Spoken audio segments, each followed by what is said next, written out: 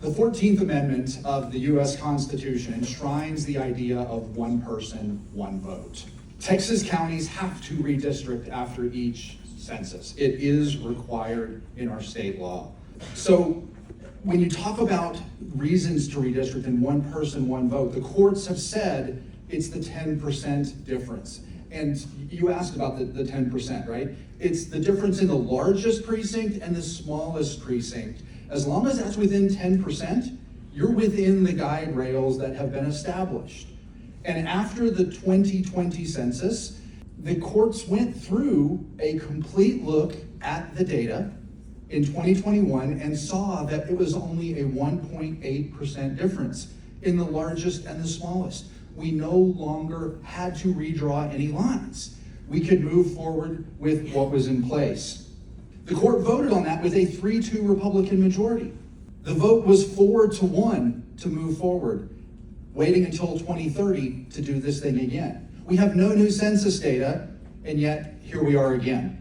Section 2 of the Voting Rights Act ensures that redistricting plans don't dilute the voting strength of racial minority groups, which are our communities of color. Tarrant County, it's been mentioned, it's 57% communities of color. That's our Black, brown, and Asian communities. When you look at precinct 1, under the current lines, right, the current map is 66% communities of color. When you look at these 5 options on average, it moves that number to 78%.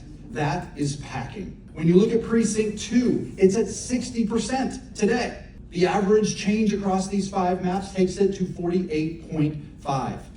That is cracking. Precincts 3 and 4 move in negligible ways, right? Precinct 3 is today 36, moves to 38.5. Precinct 4 from 51 to 49.2. So today's our communities of color have the clear majority in 2 of our single member districts. This change ensures that we only have 1 that is majority community of color. This is an obvious violation of the Voting Rights Act. We have to call it out today. We have to call it out at the Commissioners Court meeting on 5/20. We have to show up at the Precinct 3 meeting on 5/21. We have to show up at the courts on June 3rd when they plan to vote on this. Look, if this thing passes, we have to be ready on June 4th for the lawsuit, which will likely cost all of us millions as we go forward. And then we have to show up and raise our voices and vote all of these folks out. Thank you. Thank you, Mr.